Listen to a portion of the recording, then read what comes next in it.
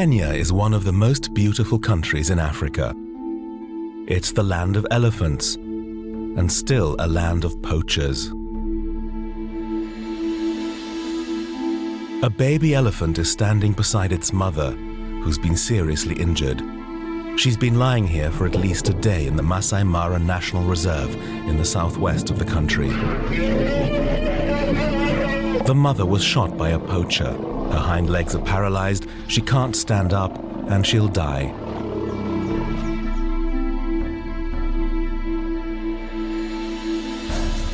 If the baby stays with its mother, it too will die. Alone in the wild, it doesn't stand a chance. It has to be rescued.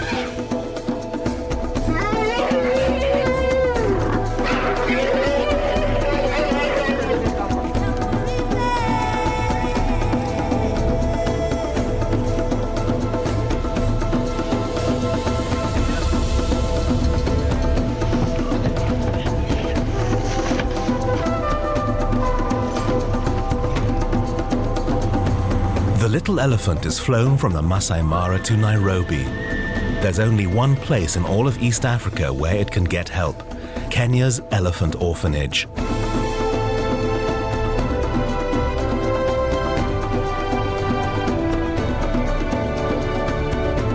Here, calves whose mothers have been killed by ivory hunters are reared by hand. Some are just a few weeks old when they arrive. Many are sick and traumatized.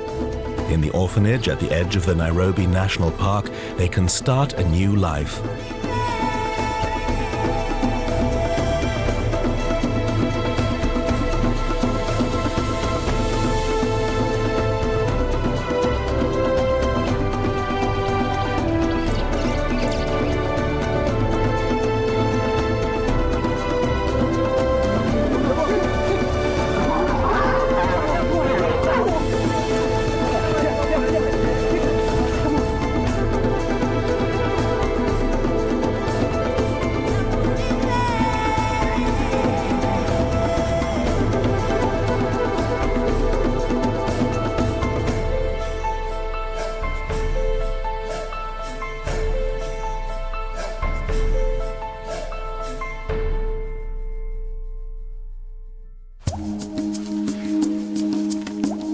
One year later, and the little girl elephant from the Masai Mara is still alive and doing well.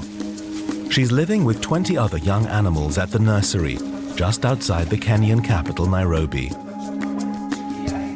They're looked after by more than 40 keepers. The elephant nursery belongs to the David Sheldrick Wildlife Trust, a non-profit organization that works to protect endangered species in Kenya. The little elephant is now 2 years old. Her name is Olare. Each elephant in the nursery is named after the place where it was found. Come. Okay, good.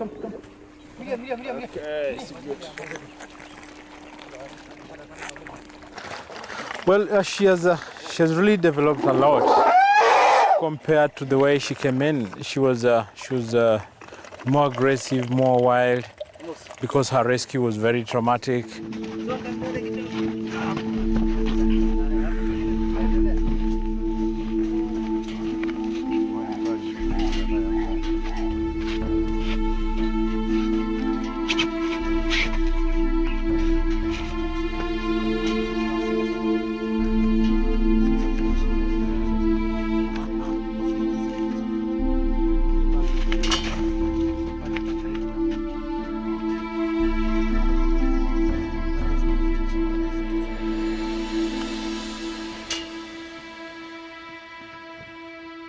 She was totally not friendly at all to the keepers. She was old enough to remember everything, about 9 months.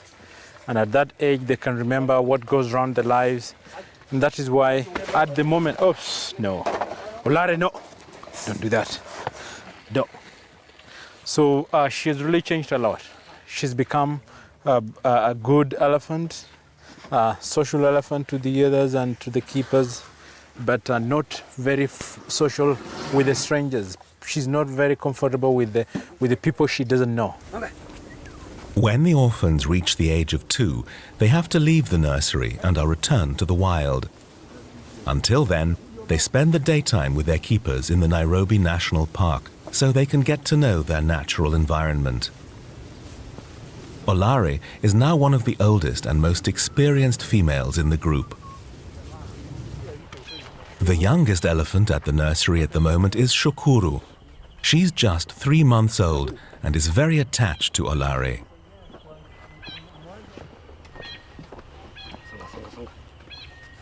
Most of the time you'll see her with the little ones trying to exchange, put her trunk in their mouth, or the little ones putting their trunk in her mouth. That is one way of the elephant's communication. So they are trying to talk. We can't know what they are talking, but that tells they are talking and they are doing something.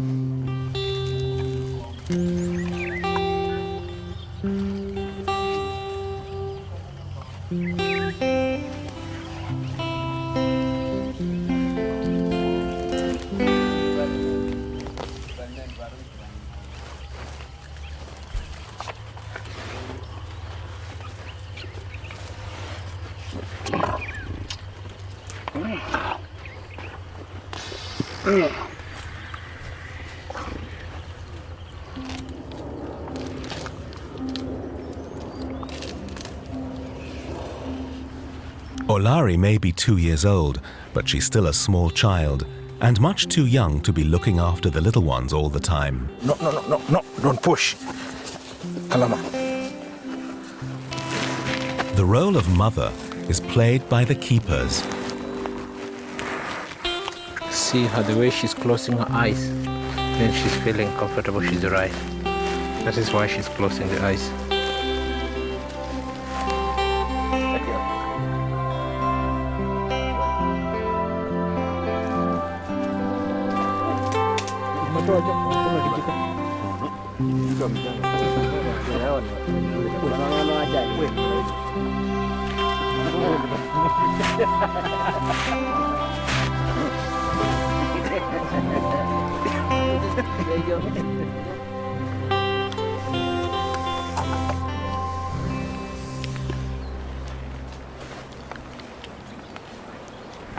The relationship between the keepers and the elephants is a child to a mother, because the elephants respect and will listen to the keepers, and they will respond to the keepers as their mothers.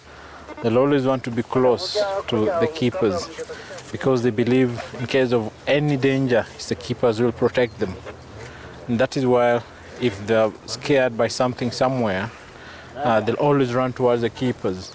You see them always wanting to suck the fingers of the keepers, just like a human child would do, sucking his or her own fingers or holding on the mother's body somewhere where he or she likes most. So that tells the relationship, the attachment that is there between the keepers and the elephants.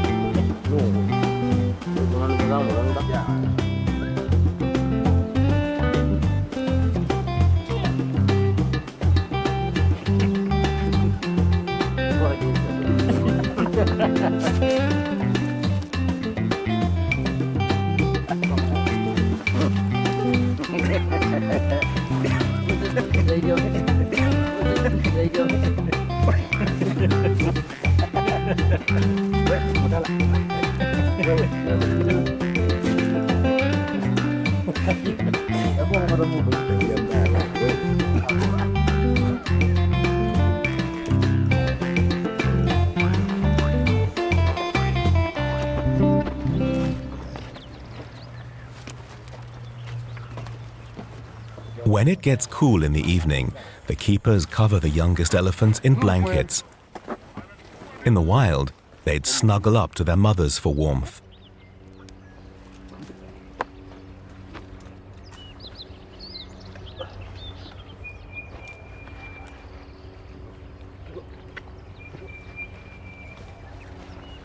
Taking a role of the mother means that you have to be mother and teach them what they don't know.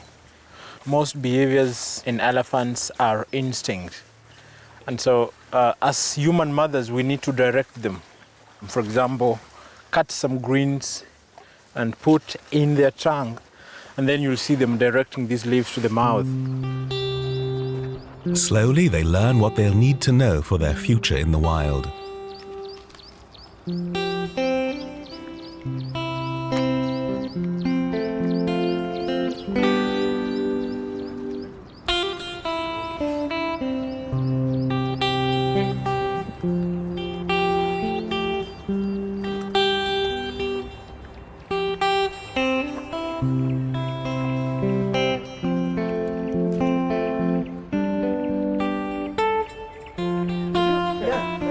The daily routine in the nursery is determined by the feeding times.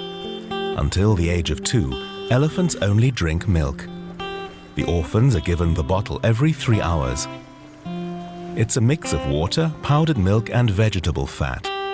The nursery's founder, David Sheldrick, has been looking after orphaned elephants for more than 40 years.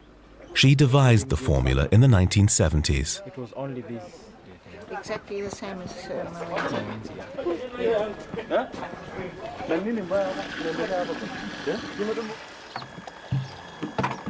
It took a long time to actually understand what milk we had to use, and that the problem was the fat. And the nearest thing to the fat in elephant's milk is actually coconut. So coconut is very important in the diet of an elephant. It has the correct fat. It's thanks to this formula that it became possible to hand-rear baby elephants. Shortly before dusk, the orphans come home from the park to the nursery. They each have their own stall where they spend the night.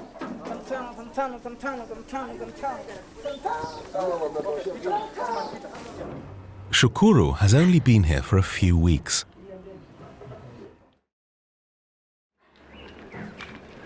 David Sheldrick does the rounds every evening to see how all her babies are doing and gives little Shukuru special attention. She was just 3 days old when she was rescued. She was too young to actually understand, because like newborn human infants, little elephants that are less than about a month old don't really have much comprehension. So in some ways they're easier to rear because they don't have the psychological trauma that the older ones have, you know, that understand more.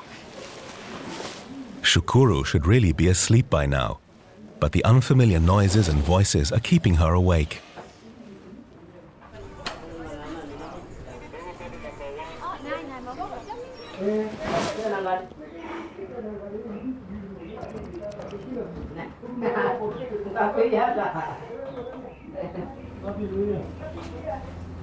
The babies aren't left alone in their stalls. They each have a keeper who keeps them company and helps them get to sleep.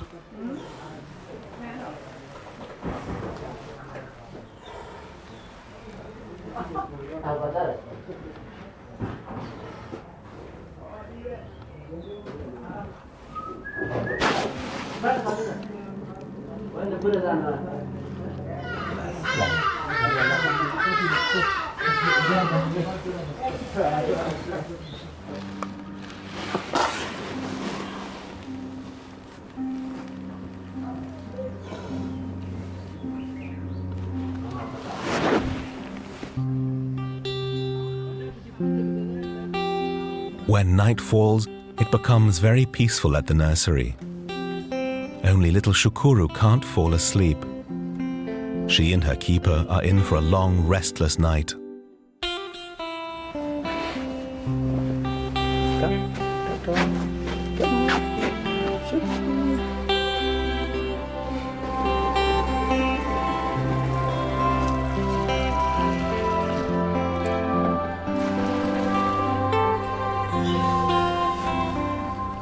Yes.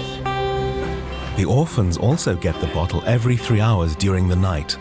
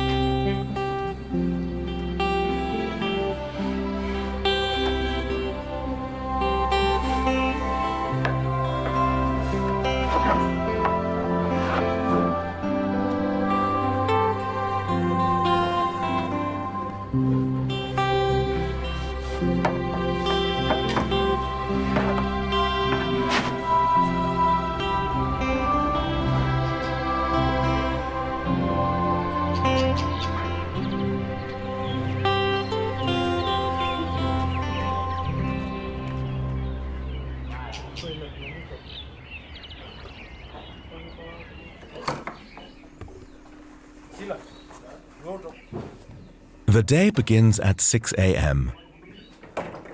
When night falls again, a different keeper will keep Shukuru company. The idea is to prevent the infants from becoming too attached to just one person.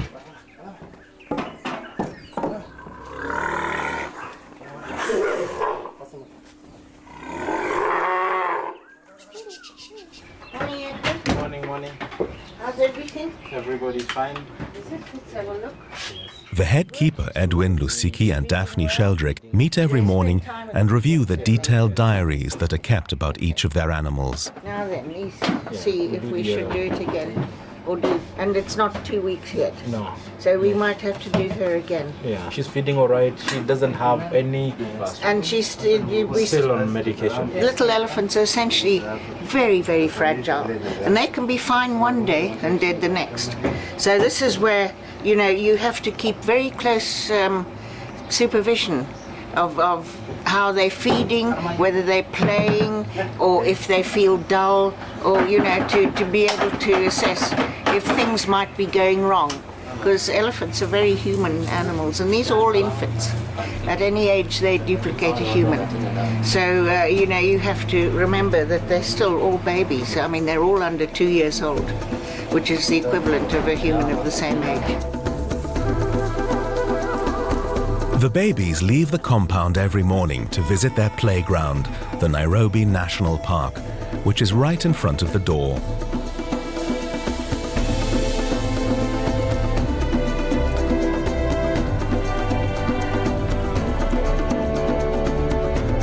It's Kenya's smallest nature reserve, covering just 117 square kilometers. It's home to about 80 species of mammals.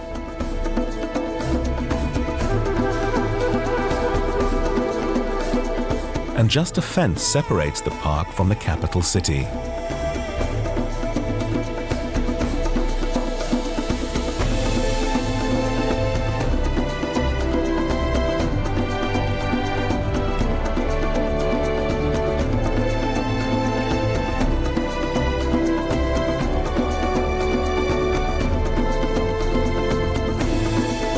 The Nairobi National Park was established in 1946 and is one of the oldest nature reserves in Africa.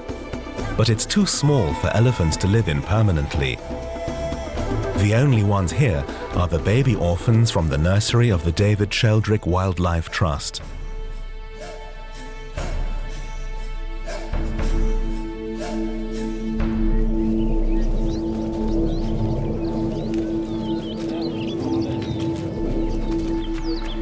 On their daily walks, they get to know the terrain and the other animals living here.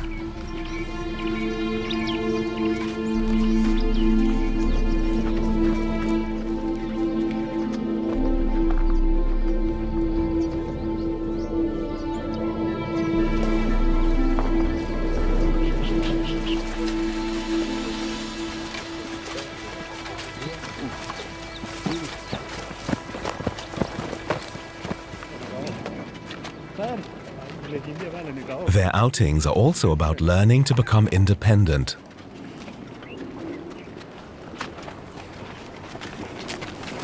It's a matter of taking them out in the bush and staying away from them, staying behind and see how they behave. That is what we do. If they're not really used to staying by themselves, we go take them somewhere and leave them stay away. And if they come walking to us, we move and go to a different direction because we want them to be by themselves. Slowly by slowly, they learn to be dependent. They stop coming to us and they try to become more courageous to be on their own.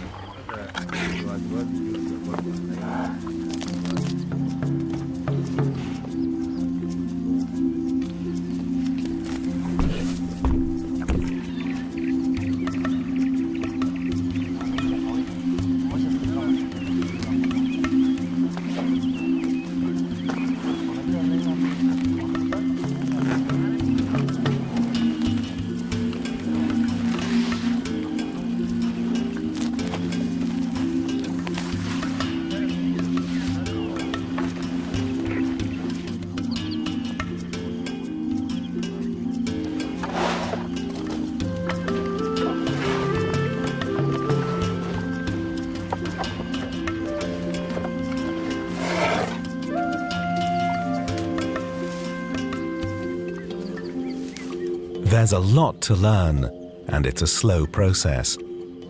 It begins at the nursery and will end with the elephant's return to the wild.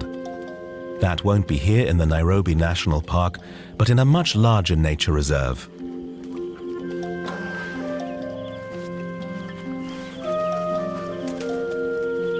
The most difficult thing for them is to find a herd who will adopt them, because they have been used to a different type of life, a life of staying with human mothers, a life of being provided with milk, a life of being protected by human mothers, but now they have to change and stay a natural life, which instinctively is in them.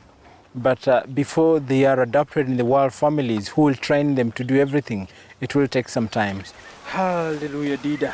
Dida, Dida, Dida, Dida, Dida, Dida, Dida, Dida, Dida, Dida, Dida.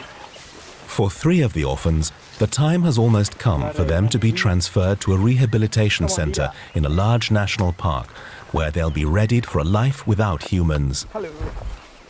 One of the 3 is Dida. Edwin and the other keepers are very fond of her.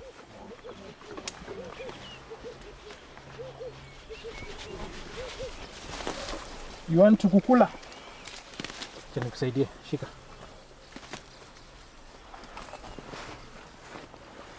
As a character, she's a very soft elephant. She's a very calm elephant. She's a very polite elephant. And she's actually listens. She listens to the keepers. And she's not naughty, she's not a bully. And she's not greedy for power, because she's meant to be the matriarch, but she's just left it to the others to take on.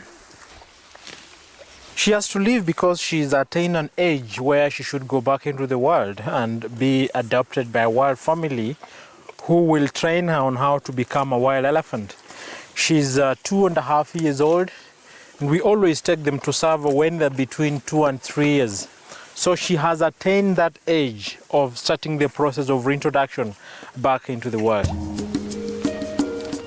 Dida is set to begin her new life in just 2 weeks' time. She'll have to leave her home, her companions, and her daily routine.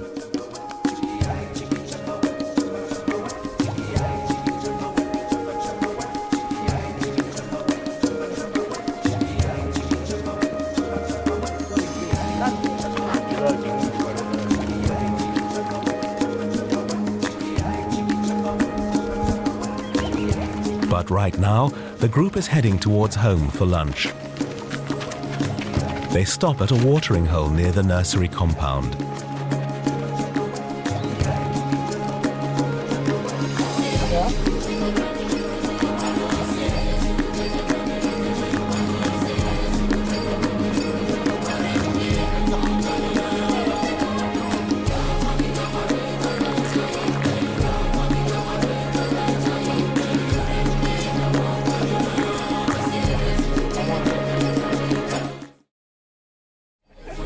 They spend an hour there, drinking milk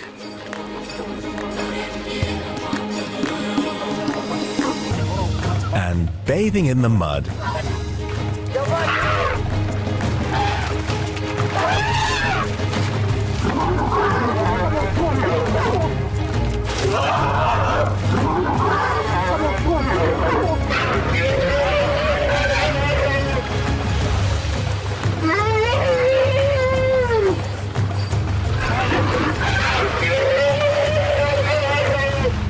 It has got several reasons. First of all, it's playing. They enjoy doing it. They love it. They do a lot of exercise. Secondly, it cools them when it's too hot. And also they need this layer of the mud on the body to protect them from insect bites and such like things. And also on how to behave to stay with all the others as a group. It is like social learning behavior.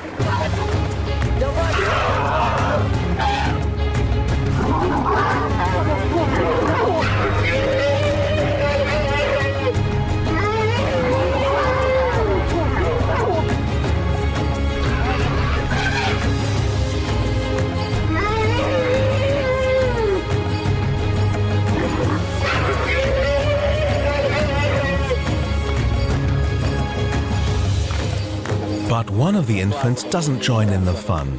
Shukuru, the youngest in the group. Well, because she's still tiny, she's still young, and as you know, the little kids always want close to be to the mother, the attention and the care of the mother. And when they grow up a little bit, they want to start to learn to be independent, and that's when they start to go out, away from their parents. So that is what she's doing. It's not that she doesn't want to join them, but she's just young, and it's important that she stays with the keepers more than the others. You know, sometimes when the others are going out, they want to play out there, rolling on each other, mounting on each other. She won't sustain that. After half an hour romping in the mud, it's time to go back to the park. They'll spend the rest of the day out in the bush.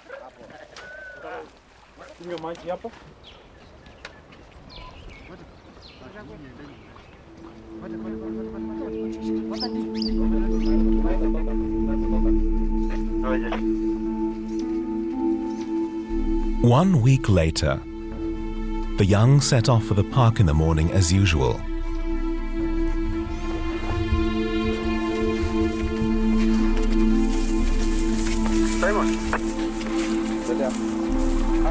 But back at the nursery, something special is going on.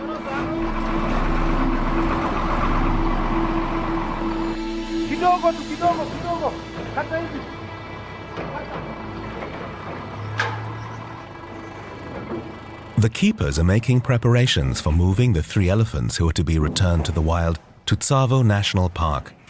They'll have to go there in the back of a truck. We are doing all this because the elephants are not used to getting into a truck. So that's why we are putting this hay here, which has been in their stables last night. It has got all their dung. So once they come on smelling on this, they'll smell their dung and they'll realize there's nothing bad. Then they can easily walk in. As they walk in, they might realize it's a little bit dark and a little bit small. And so when they realize their leaves hanging in, then they think maybe there's something like a park, or they're still in the bush, or they're in their stables where they spend the night, so they will not be scared. They will accept to get in.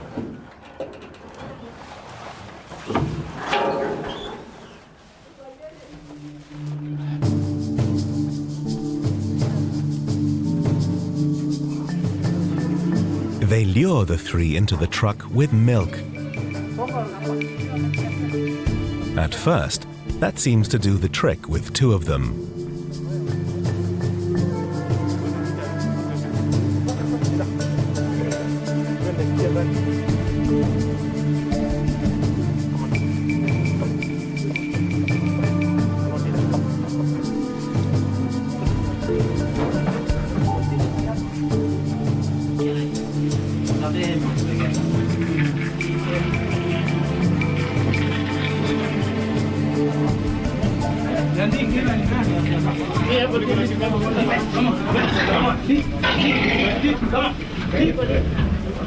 But then they get agitated.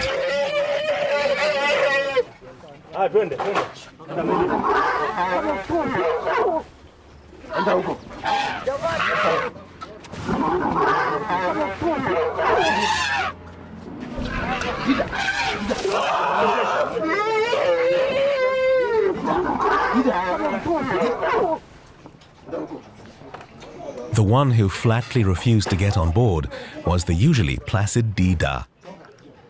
So the venture had to be called off for today.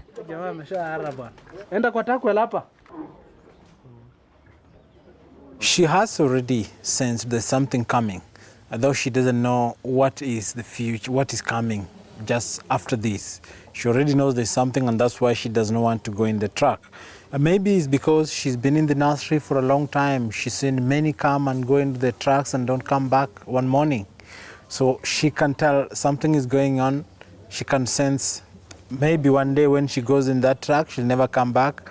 That's why she's afraid of going in, because she doesn't know what is going to happen next. But 1 week from now, Dida will have to do as she's told and board the truck that will take her to the Tsavo National Park.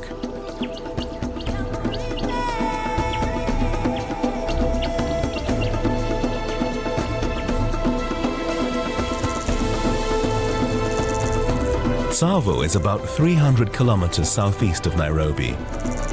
It's home to more than 11,000 elephants, more than anywhere else in Kenya. The park covers 21,000 square kilometers and consists mainly of semi-arid grasslands and savanna with stretches of acacia woodlands. It's an excellent place to return the orphaned elephants to the wild.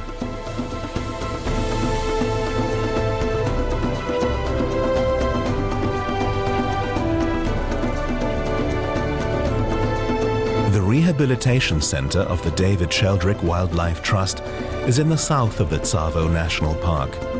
It's where elephants are prepared for release. Dida and the other two coming from Nairobi will live with older orphaned elephants. They've been here for a year or two, or even longer, and know their way around. They also go out for daily walks with their keepers.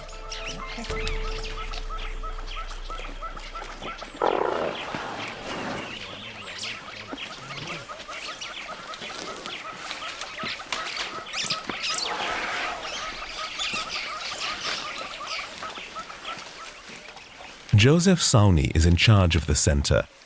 He's overseen the release of many elephants. The idea is simple.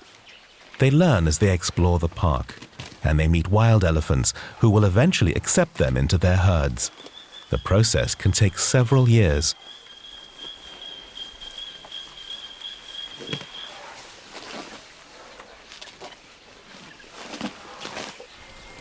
When they leave Nairobi, the orphans have to separate from the keepers who raised them. In Tsavo, they have to adapt to new people who will prepare them for an independent life in nature. The infants might be sad, but the staff at the rehabilitation center try to compensate for the loss. They don't miss them because we give them just the same love they will have gotten from their mom. So that's why they're coming to us, want to be stroked and all that. So they get that love that they had missed from their mom and all that.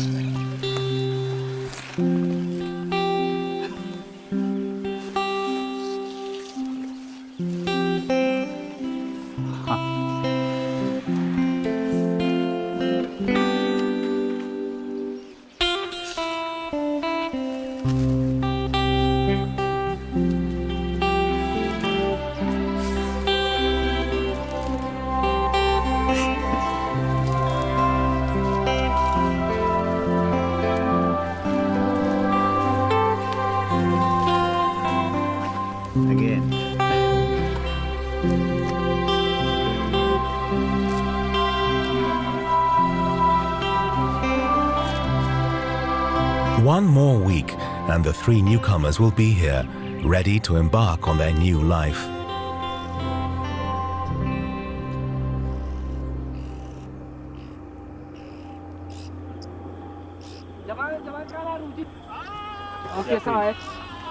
Back in Nairobi, the day proceeds as usual, with a walk in the park. Only little Shukuru is a bit under the weather. She's tired and isn't drinking enough, so she needs tender, loving care.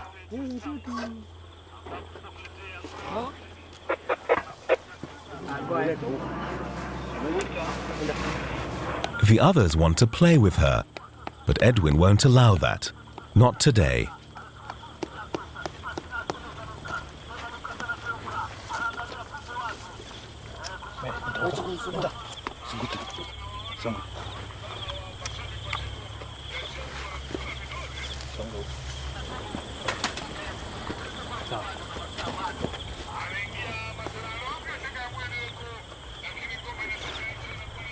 If she wants to sleep, we give her time to sleep. It's like a young baby, human baby. Sometimes in the day they want to sleep, sometimes they want to play. She's teething. They always have fever when they're teething. They always have a poor appetite. They always have tummy problems, diarrhea, and such like things when they're teething. So it is a period that all elephants have to go through. It's Sunday, and the keepers are listening closely to the radio commentary on a football match in England.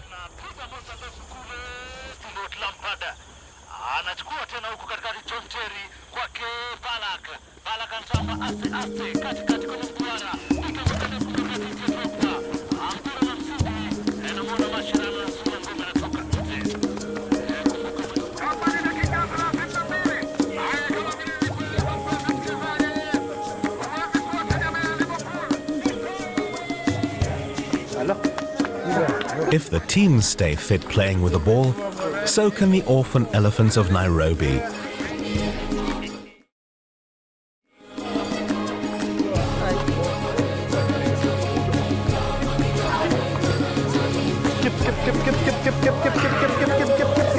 Kick the ball, kick. So good, kick. Come on, kick. Tamarin, kick. Tamarin, kick.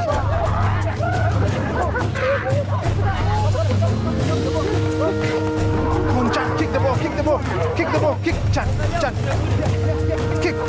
Kick the ball, kana bomba.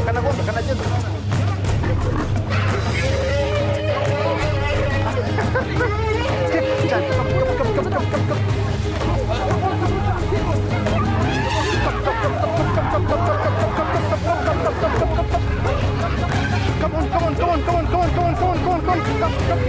Vaya, piga con and you up here. Vaya, up here. Twende, kick the ball, kick the ball, kick. Con la bella, vamos, tuba bella. Kick. Twende. Kick, tuba bella.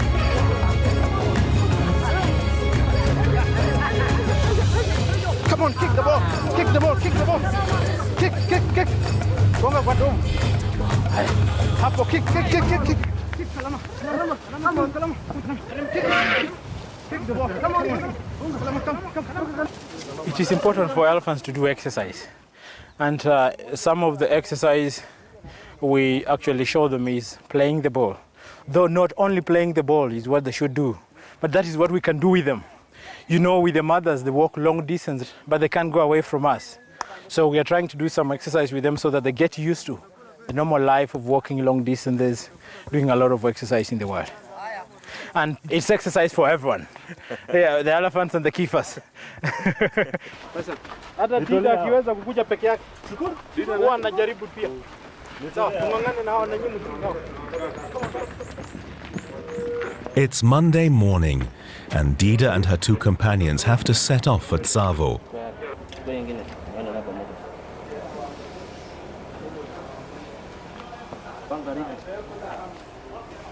That means they first have to be lured onto the truck.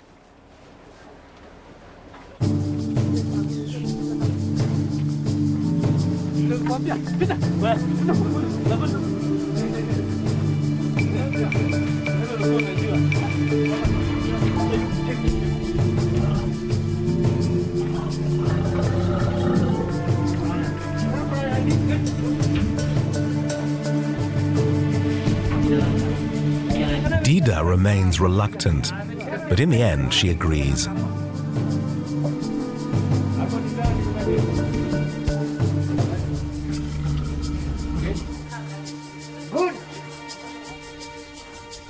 Naturally, elephants are always scared of noise, even very little noise. So them being in a truck and the truck is moving will scare them, and they'll be a little bit scared and nervous and stressed.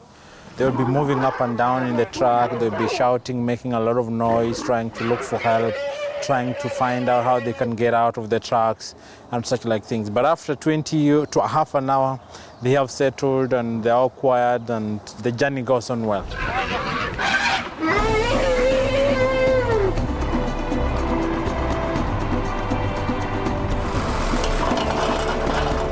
The 300-kilometer ride from Nairobi to Tsavo takes between 6 and 8 hours.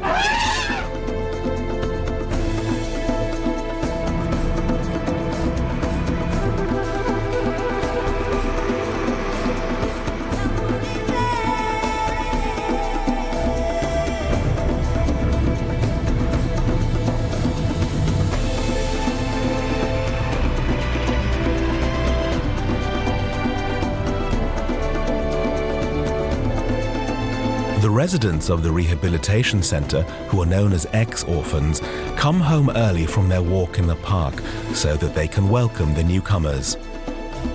They already know Dida and the other two from their time together in the Nairobi nursery. The reunion will no doubt be emotional.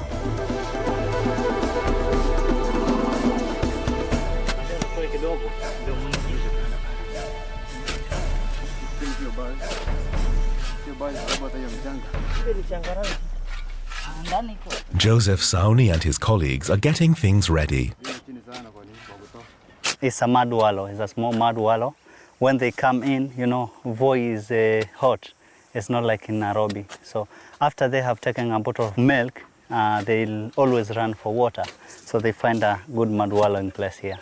So other orphans that are here also, we welcome them in games in a small water hole like here. And they will like playing games with them, socializing with them, assuring them that all is well here, and welcome them to Tsavo.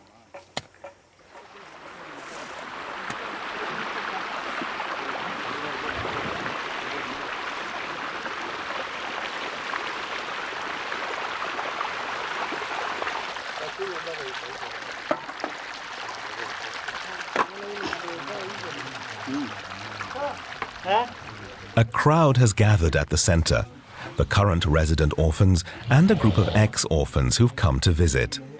These graduates are now living in the wild, together with wild elephants.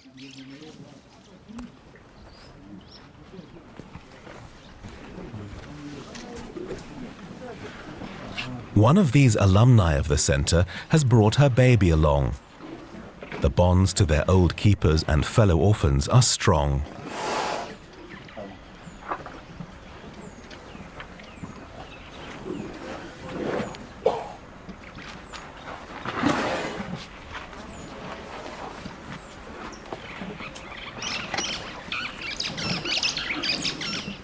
As you can see, one of the ex-orphans has given birth to a female calf. So they usually come to show us that they've gotten a calf, and this is the health situation that it is in. If it has a problem, they come. We do attend to them. So this is a type of a love that the elephants give us because we did took good care of them when they were at the nursery.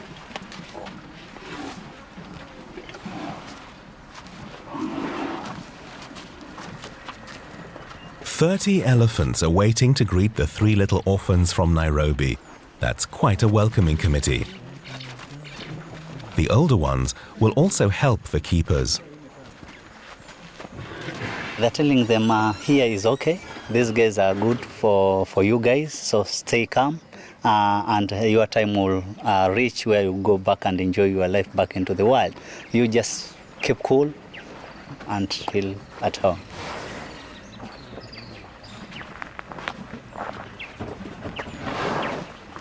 Once a year, the elephants who are ready to leave the nursery in Nairobi are brought to the rehabilitation center. Joseph Sauni has been in touch by phone since the early morning with the approaching convoy. The procedures are familiar, but still the event generates excitement. When they see the new arrival, they'll be attracted towards inviting them in. But if they don't get a bottle of milk now, they'll only concentrate near the mixing room to get their share first. So we have to give them milk so that they can go and invite the new arrivals.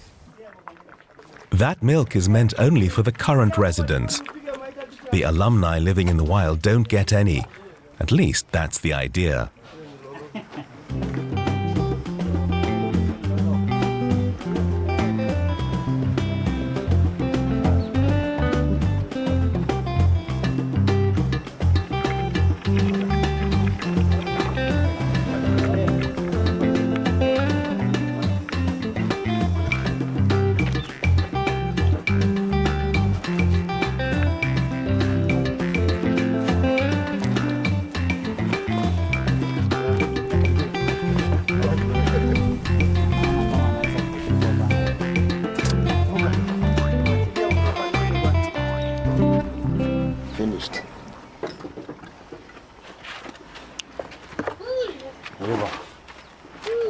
I'm very happy. Yeah. Yeah, I'm also very curious to see their size. You know, some of them are very small, and we have to work extra hard to make sure that they grow on well.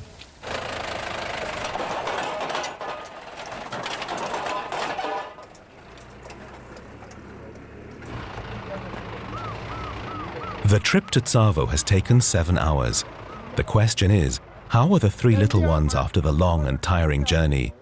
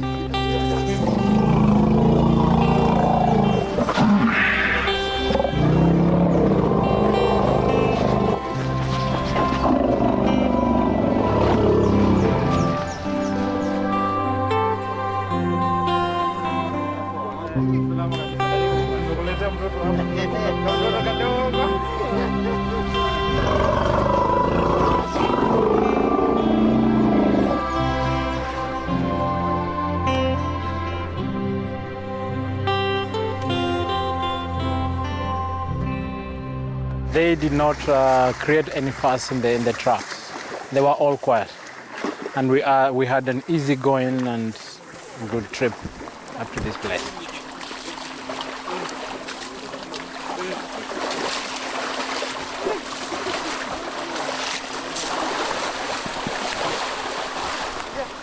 I'm happy to see them here because this is where they should be, this is where they belong. So we brought them at the right place. They belong to the world, and that's where we brought them, and I'm happy to see that. And also they have met their friends here.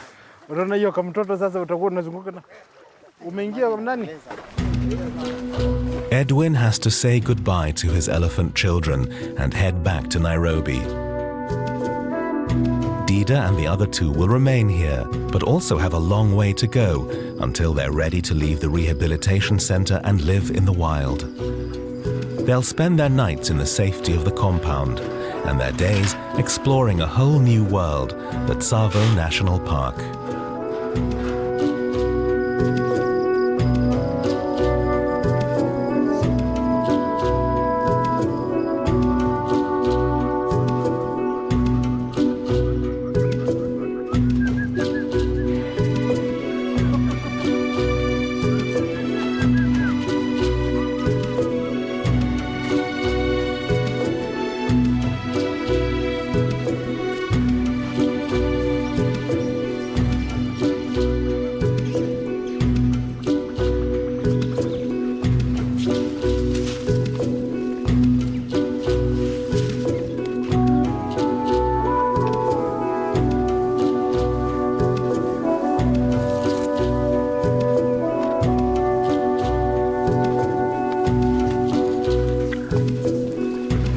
The daily routine will remain constant, drinking milk, walking and browsing. The newcomers will now have to make friends with the other elephants. A perfect time to do so is while wallowing together in the mud.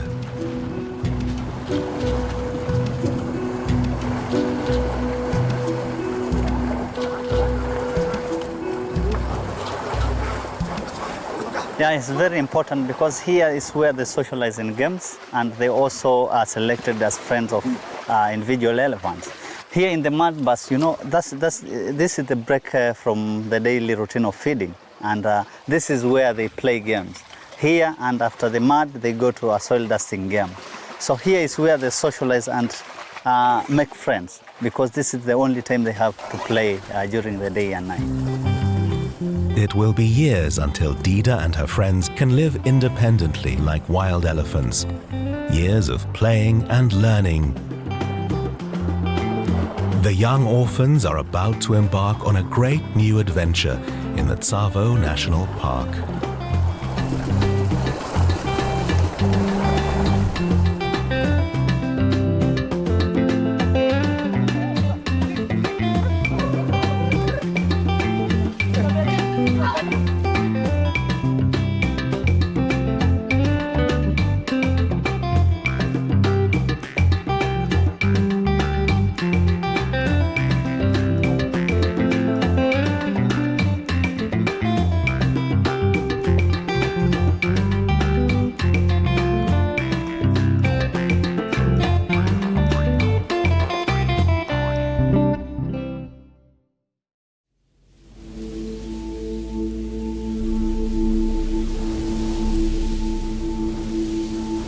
The Tsavo National Park in southeastern Kenya is one of the largest nature reserves in the world. It covers 21,000 square kilometers of semi-arid grasslands, savanna, and acacia forests.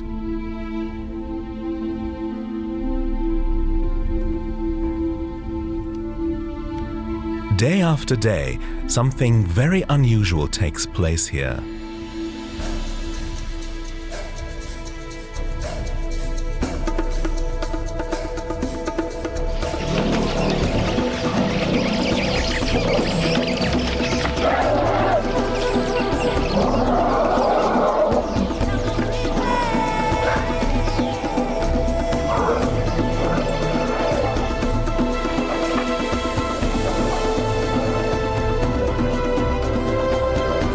The bottle feeding of young elephants who've lost their mothers and been brought up by humans. The orphans are now getting to know life in a world that is new to them here in the wild. We're accompanying them for a year as they're slowly reintroduced to nature.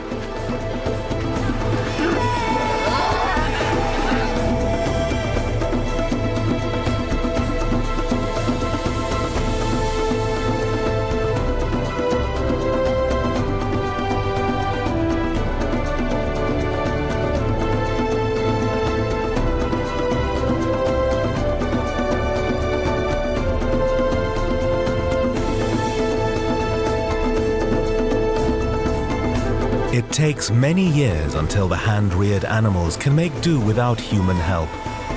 The elephant orphans are embarking on a great adventure, returning to the wild.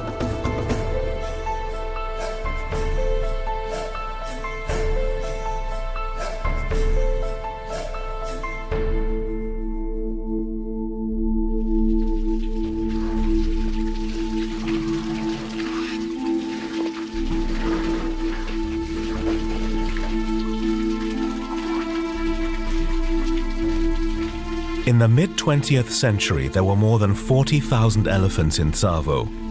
By the late 1990s, there were just 10,000 left, mainly as a result of relentless poaching.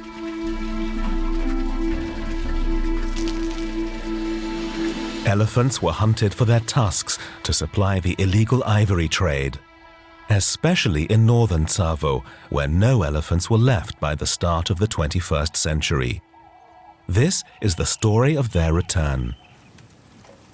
The first elephants to live in the north of Tsavo since then are young orphans who have been reared by hand and are now preparing to live independent lives without human help. The David Sheldrick Wildlife Trust brought them to Tsavo 6 years ago. We are not seeing any wild elephants. The survivors of those times actually decided to quit this area. And you know, with elephants, actually, they do keep passing knowledge from generation to another. So whenever they had their own babies, they used to tell them that a northern area is not safe.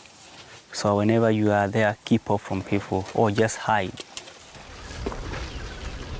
But the hope is that eventually, wild elephants will also come back from southern Tsavo. The orphans from the rehabilitation unit of the Sheldrick Trust go for walks with their keepers and thus get to know their new home. They each have a name, derived from the place where they were found and rescued as babies. The youngest member of the group is Enasuit. He's only been here for a few weeks. For him, the process of returning to the wild is just beginning. And Tsavo is an unfamiliar world full of new impressions and dangers.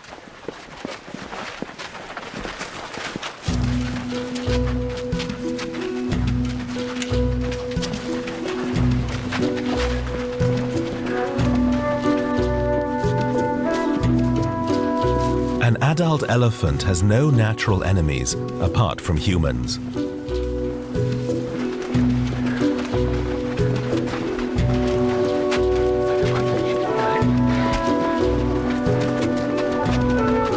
But a pride of lions certainly represents a risk for a 2-year-old.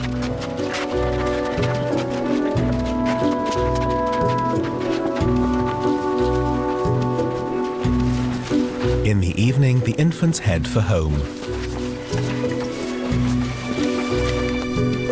And home is the rehabilitation center at Ithumba.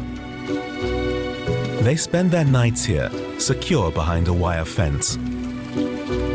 The trough out front is one of the few places to get water in northern Tsavo.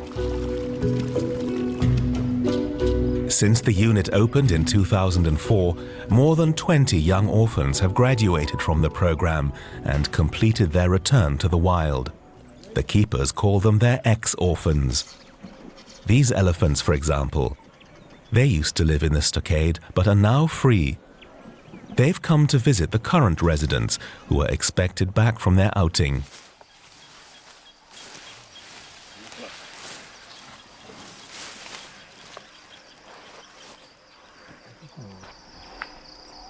Elephants live in family groups, each led by the most experienced female, the matriarch. 16-year-old Yatta heads the group of ex-orphans here. They left the center 2 years ago.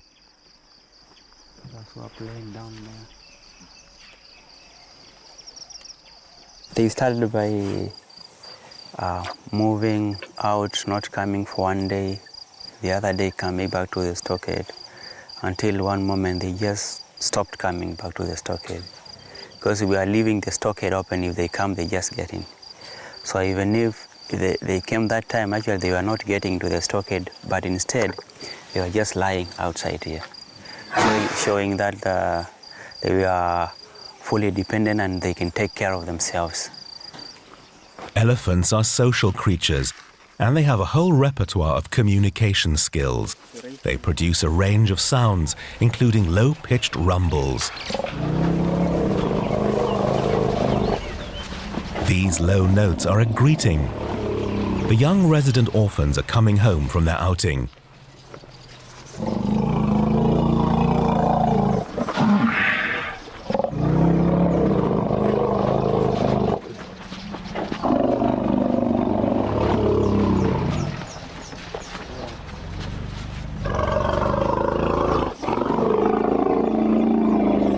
The big ones were welcoming the young one from the bush.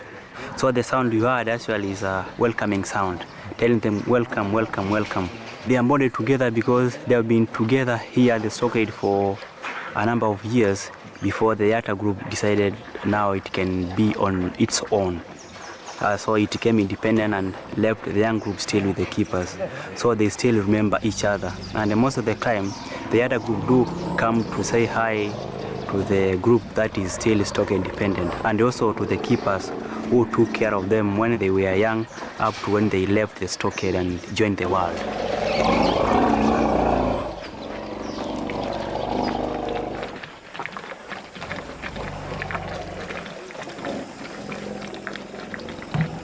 In the rehabilitation center's kitchen, the keepers prepare a special milk formula for the little ones.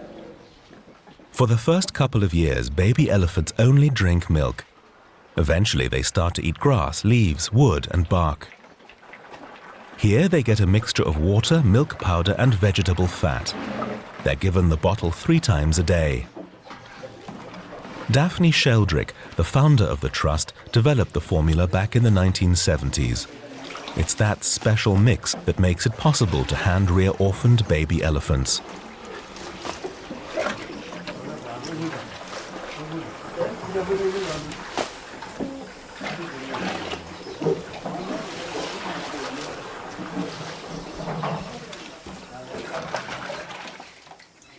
A baby elephant is milk dependent for the first 2.5 years of life. But for orphans, for those who need milk, we continue giving them milk up to an age of 3. Then from there, they just stop, they wean themselves off, or we just wean themselves off. So, but in the wild, they are milk dependent up to an age of 2.5 years. They do like the milk so much. And with the weak ones, we can continue giving them even for a longer period of time, depending on the health of that orphan.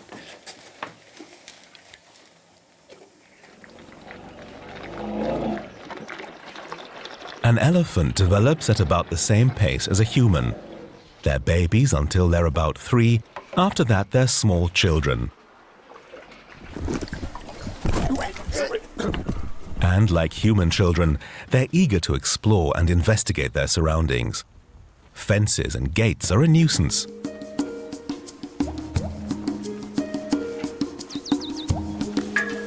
Lloyd Juk is now 6, and the temptation to spend the night out in the wild is strong.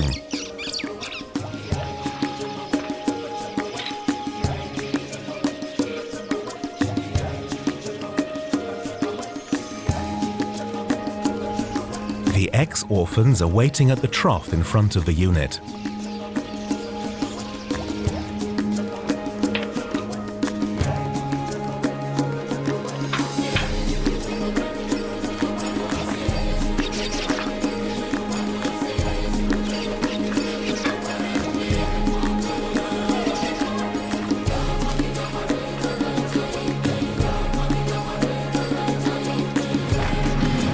Lloyd Juk has finally managed to break out, along with a male companion, Cora, who's 7.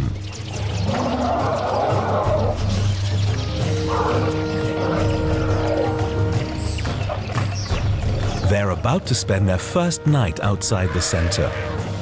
For safety's sake, they have to stay close to the older elephants, the ex-orphans.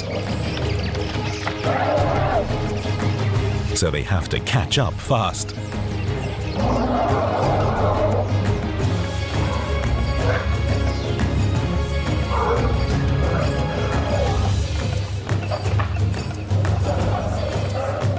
Benjamin lets them go. The time has come for them to assert their independence. Our mission is to see them end up successfully in the world. So it's one way of learning what goes out there at night. And it is good to start early before they finally leave us. Because when they finally leave us, they will have known what goes on there at night and how they can maybe protect themselves in case of endanger. Sleeping rough will be a new experience for Lloyd Juk and Cora.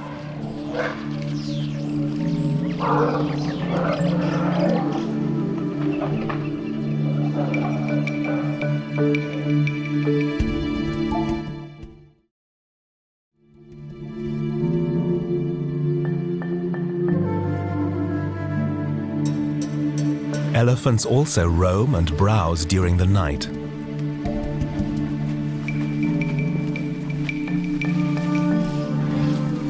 They don't sleep more than 2 to 4 hours at a stretch, and they usually sleep standing up.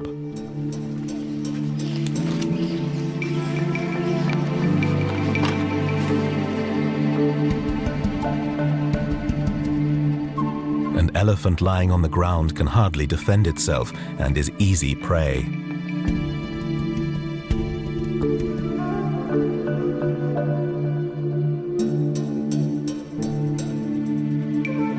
They only lie down when there's no danger, or if, like Cora, they're young and inexperienced. These lions aren't hungry, they've just killed an antelope, so young elephant is not on the menu. The rest of the night passes quietly for Lloyd Juk and Cora.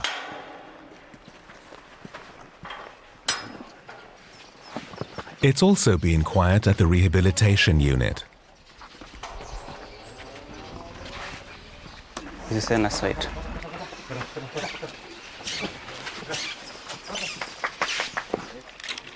After the long night in the stockade, the youngsters want to stretch their legs. The boisterous Enasoit leads the way out into the park. The others make sure the little one doesn't get into trouble.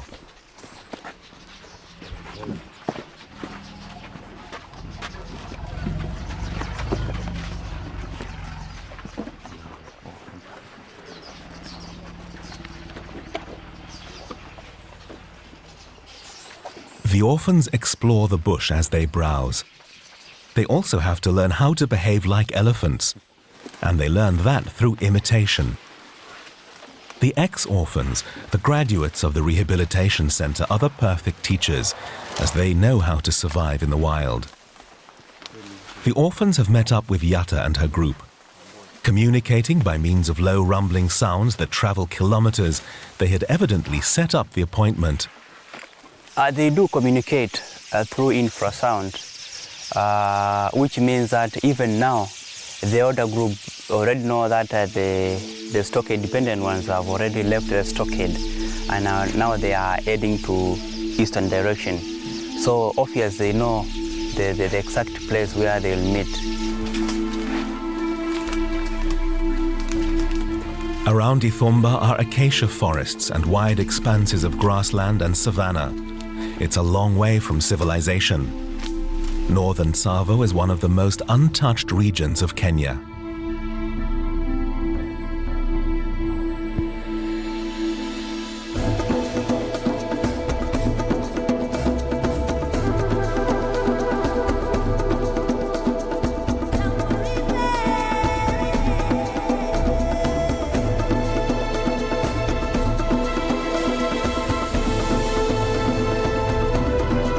The Galana River flows from west to east, dividing the Tsavo National Park in two.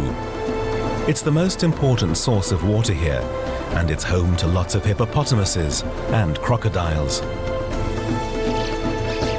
South of the Galana, the terrain is flat, open grassland. Tsavo is famous for its red earth. Much of Tsavo's wildlife lives south of the river.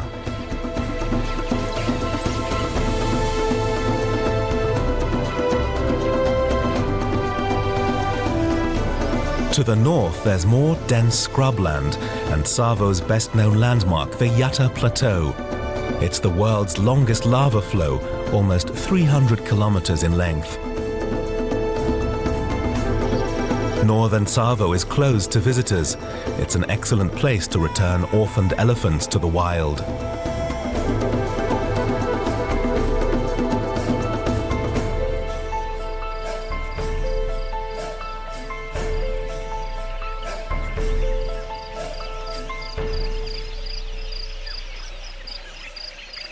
A couple of kilometers from the rehabilitation unit, Yatta and the other ex-orphans are busy doing what they do much of the time, browsing. A fully grown elephant eats up to 400 kilograms of grass and leaves a day.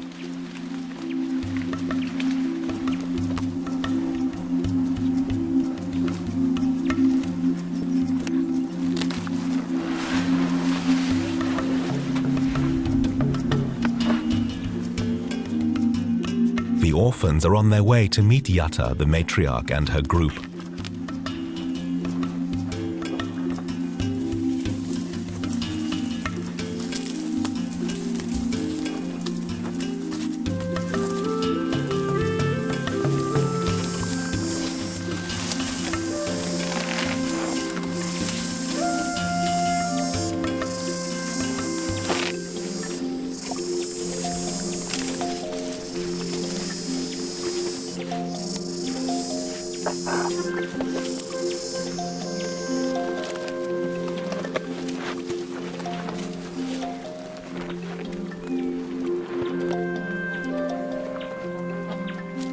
It's an hour's walk from the stockade to the spot where the ex-orphans are waiting.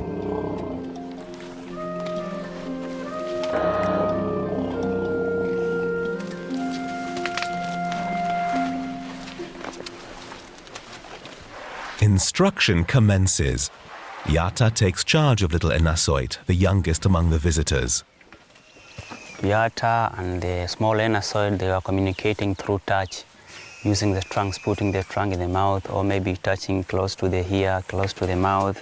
So that's what they do. And as far as the vegetation is concerned, the young ones looks at what the older group is feeding on.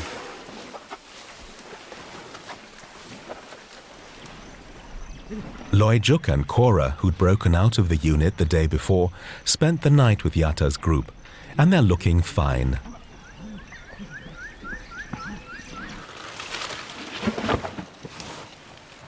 Elephants eat grass, branches, leaves, and bark.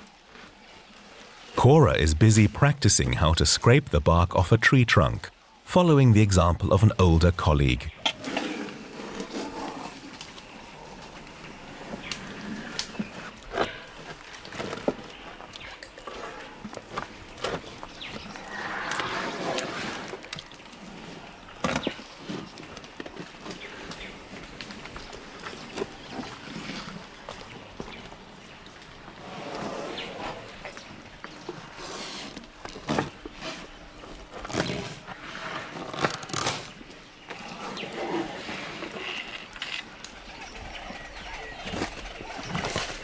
Until a few years ago, there were no longer any elephants in northern Tsavo following decades of poaching by ivory hunters. In 2001, the Kenya Wildlife Service opened a station in Ithumba. Park rangers go out on patrol and have succeeded in putting an end to poaching in northern Tsavo.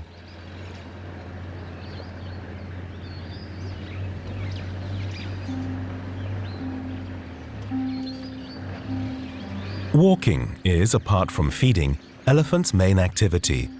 They can cover up to 100 kilometers a day.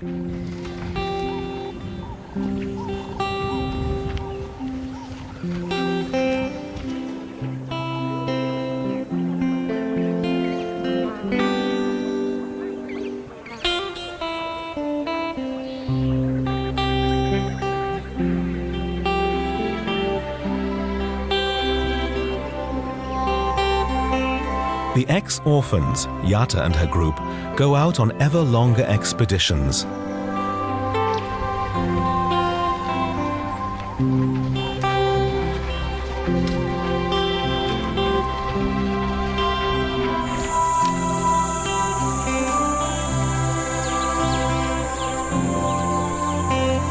It's not until 2 weeks later that they come and visit the orphan station at Ithumba again. Benjamin welcomes his old friends.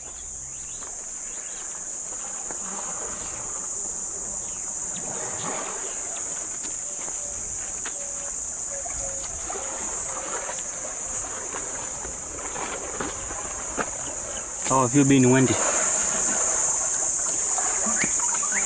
You had gone away for too long, but I can see you are fine.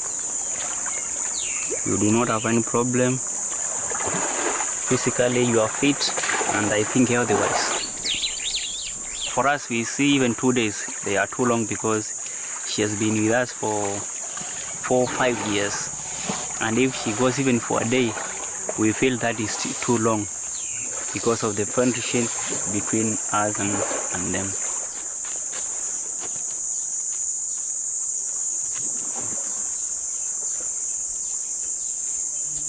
Benjamin is also hoping to see Cora again, the young male who broke free 2 weeks ago with Loijuk. He hasn't been back since.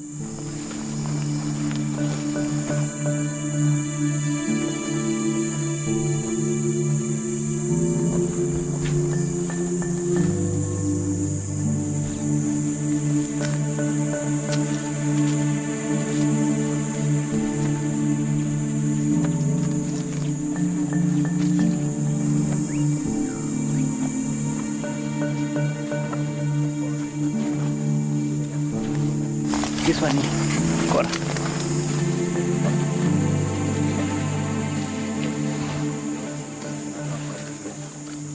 Cora is exhausted after his long excursion, unlike any stroll he'd taken before.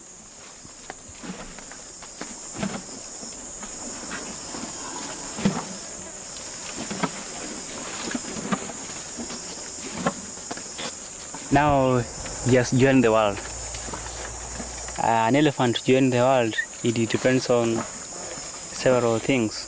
One is how old an elephant was when he was being rescued, whether he or she was able to have a recollection of his family.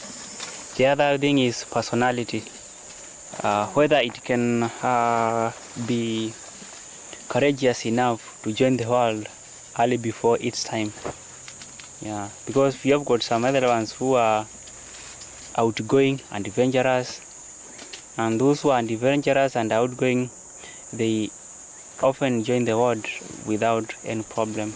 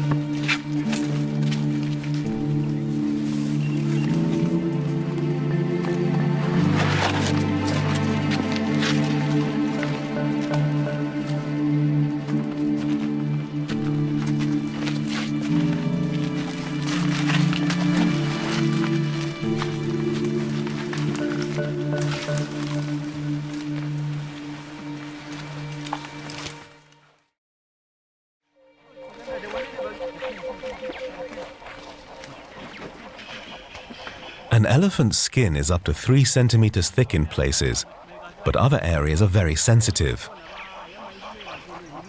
Dust helps protect the many folds, rather like baby powder for humans. But the technique of applying dust has to be learned.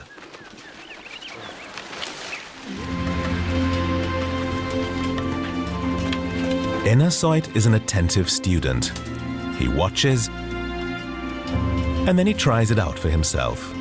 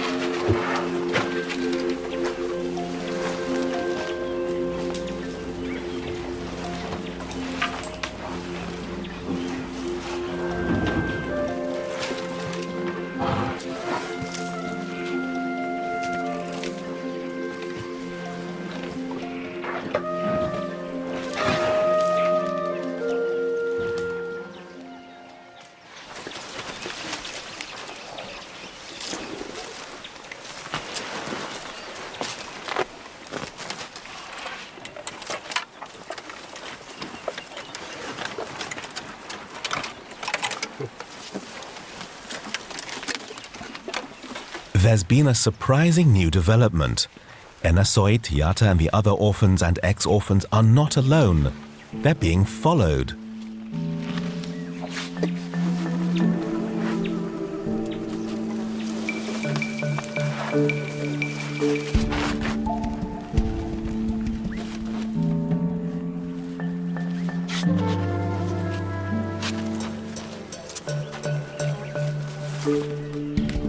This bull, who must be about 17 years old, is not one of the ex-orphans.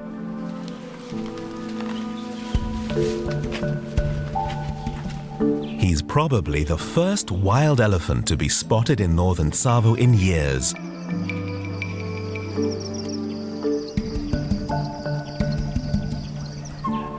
Perhaps he's the scout, and more wild elephants will follow and repopulate the region.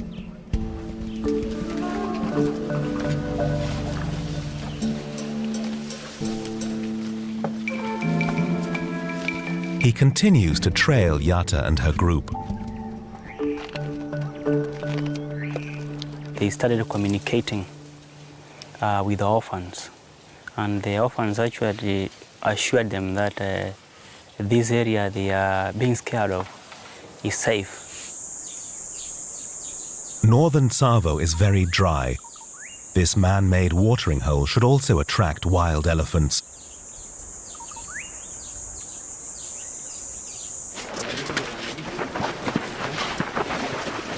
Every day at noon, the orphans from the Sheldrick Trust come here to drink.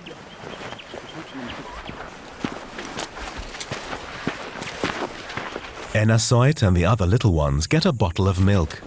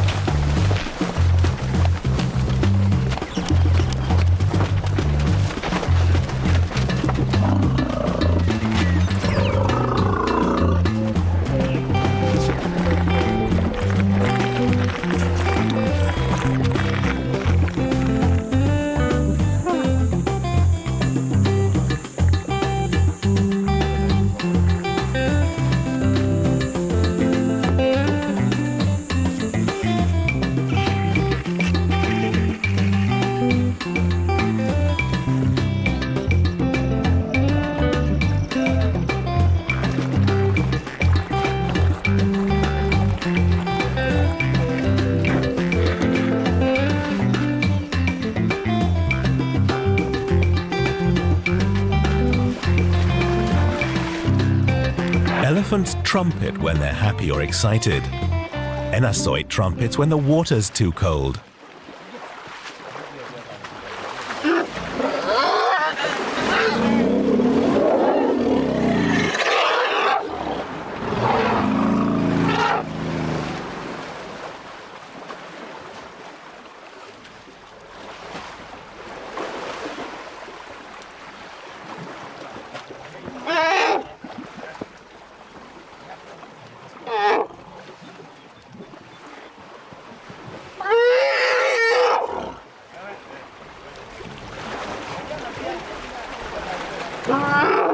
A mud bath is an important part of the daily routine.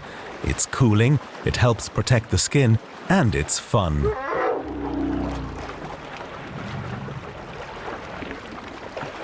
The wild elephant is still following Yata and her group, but he hangs back and doesn't join in.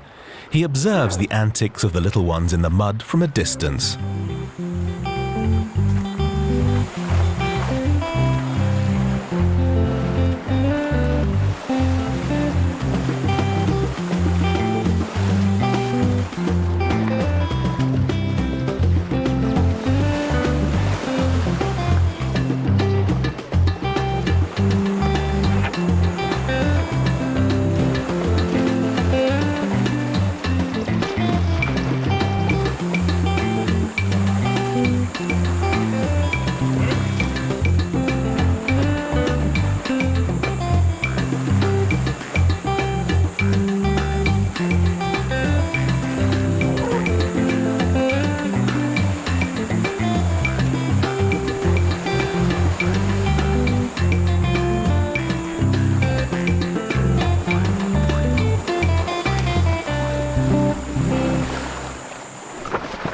He's not the only one to hang back. Cora does so too. Since he broke out of the compound and spent nights in the wild, he's been keeping his distance from the other orphans. Cora is training for his future.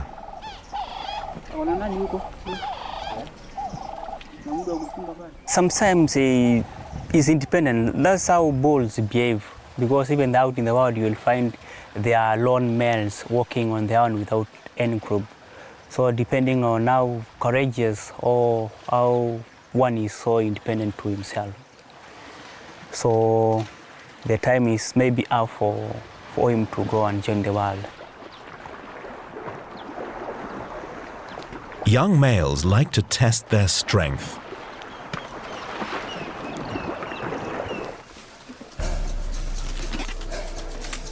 This is a pushing match.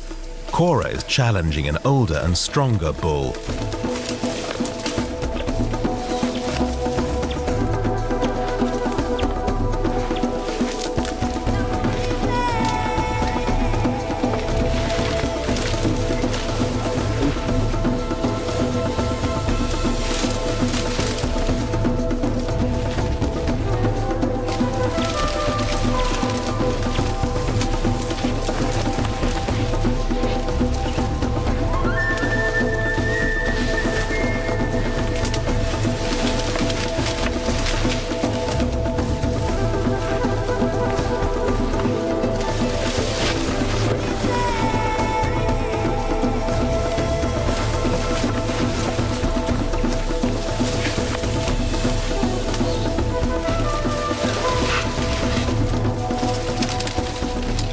When they get tired, they'll just stop fighting and continue feeding to gain more strength of fighting again, maybe in the evening or tomorrow morning, until one of them surrenders. If there is no surrender, then they'll be doing this on daily basis or whenever they meet, until one of them decides, now I've been defeated, so you can take over the championship.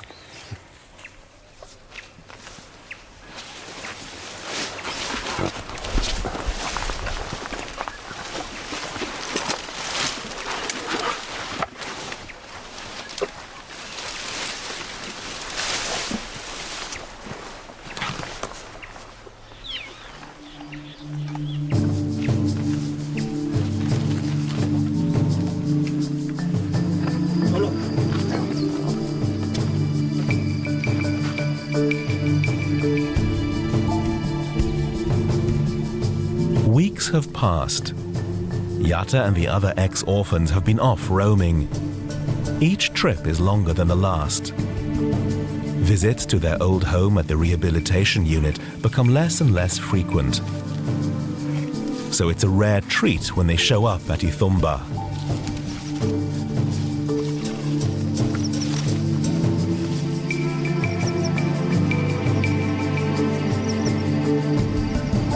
The resident orphans greet them warmly.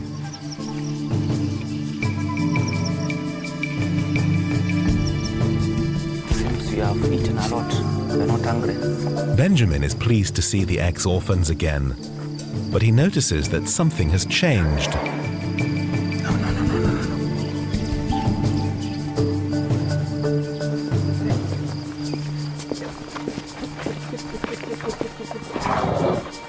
Yatta is trying to show him something.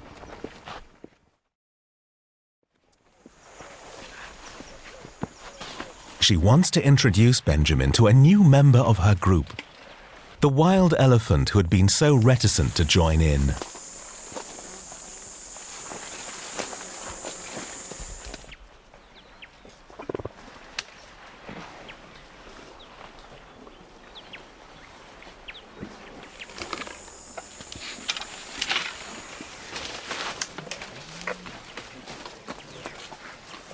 She really accepted to be led by Yatta because there is no time a herd of elephants can be led by a male unless it is a herd of males.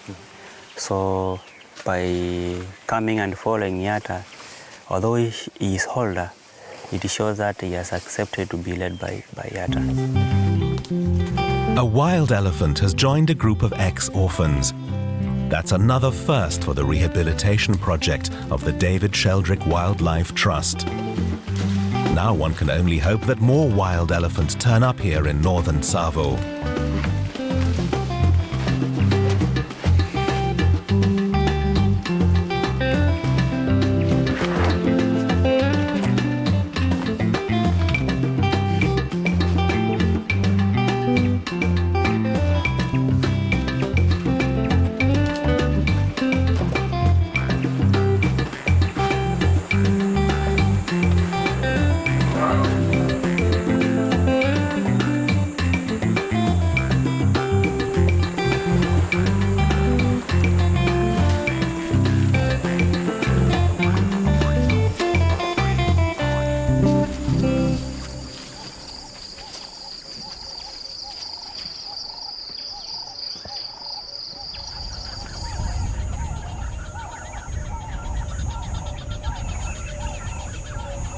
Over the course of a year, there are periods of rain and of drought in Tsavo.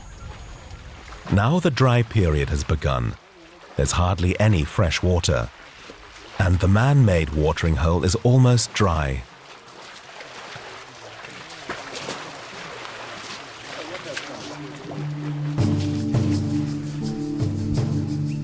At the compound, there's been another surprise this morning.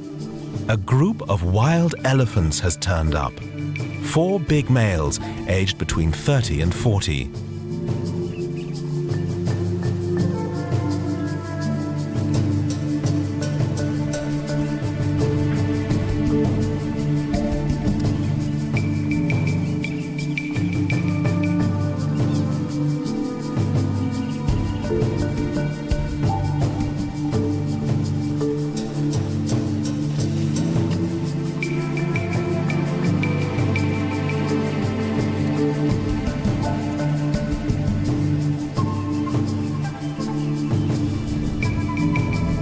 They've been drawn to the water.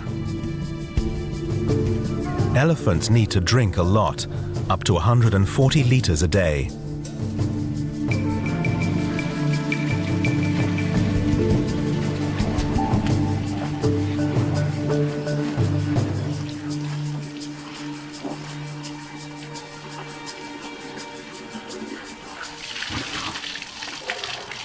Adult males are for the most part loners. These 4 probably teamed up to explore unfamiliar territory.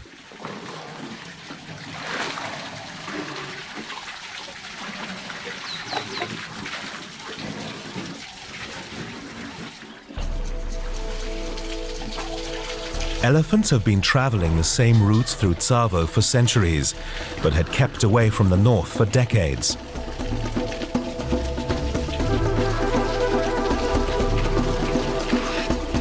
Now that some adult males are back, it's the turn of groups of females and youngsters to leave the south and head north.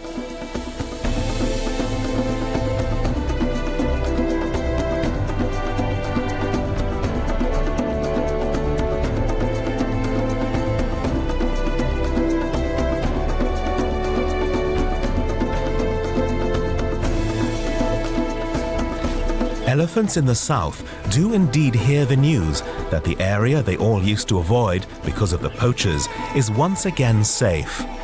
Now they can move into the northern areas of the Tsavo National Park. The return of wild elephants has begun. Soon, they'll meet the orphans there.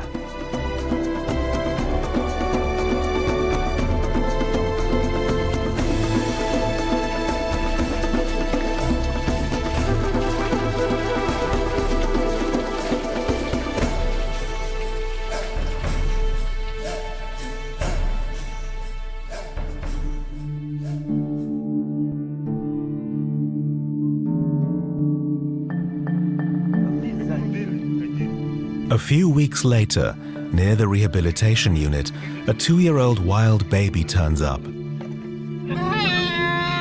It's lost its herd and it's in desperate need of water.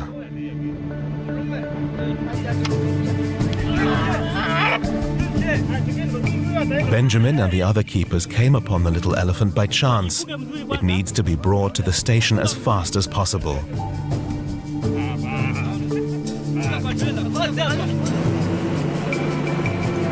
It's the very first time that they've had to rescue a young elephant in this area. It's sad that the baby is alone and lost and in need of care. But at the same time, its presence shows that female wild elephants and their young are back in northern Tsavo.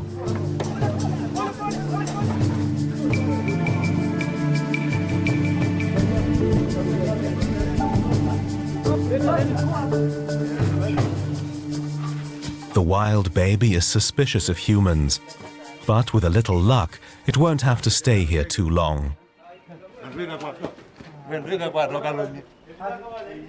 We'll keep on watching whether our mother will be coming round.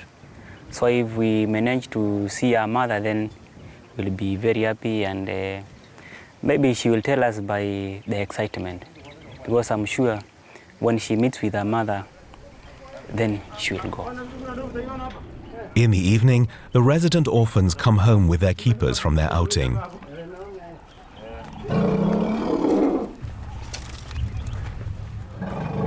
Loijuk, the female who'd run off several weeks earlier but had come back, attends to the bewildered visitor.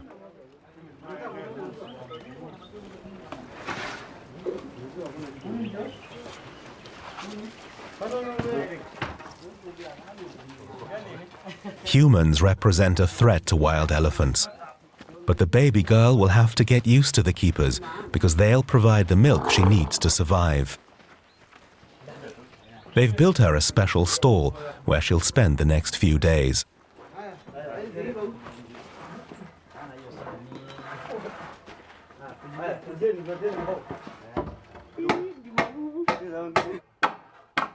This is where we'll train how to take milk. Because as you have seen, when she's in a very big area, it's very difficult to handle her. But when she's here, actually, it's very easy for a keeper to come and try to trick her to take the milk.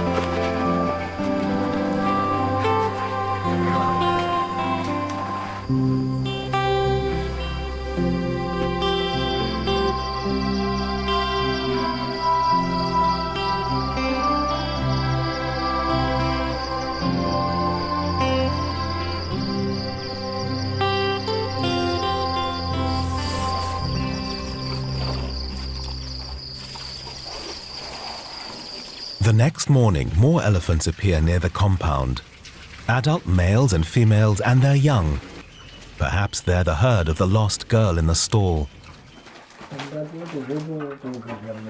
It turns out they're not her family. She doesn't react to them, and they don't react to her. They're strangers, and the baby's mother is nowhere in sight. If our mother don't come back, then she'll be part of our family.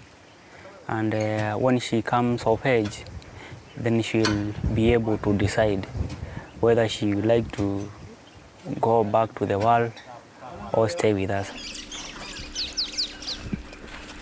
The residents are extremely interested in the herd of wild elephants outside. They meet at the water trough in front of the compound.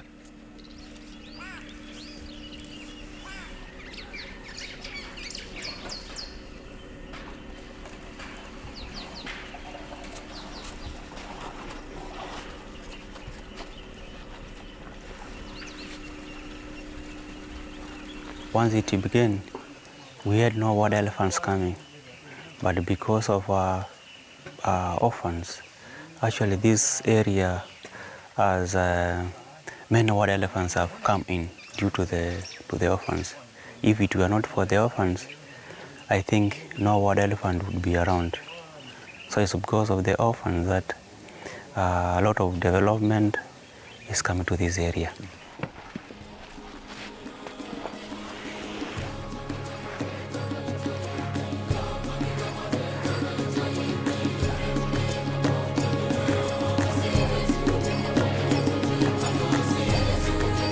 Today is a very special day. For the very first time, the orphans have met a herd of wild elephants here. The plan of the David Sheldrick Wildlife Trust has proved successful.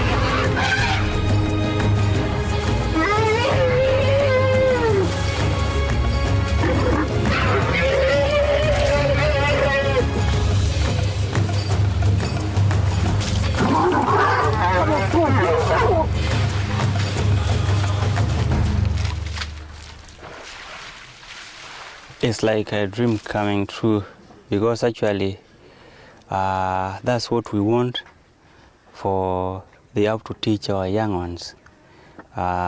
Things like communication, what kind of plans is best for them, and general behavior, how they should behave when maybe they are in the company of maybe dominant males, when they are with a big female, such kinds of things. So we see that actually we are actually successful in what we are doing by seeing actually these wild elephants coming to join our orphans. Instead of our orphans going to join the wild herds, now the wild herds are coming to join the orphans, which is a very good thing. Orphans, ex-orphans, and wild elephants. They're back, and they're here to stay in northern Tsavo.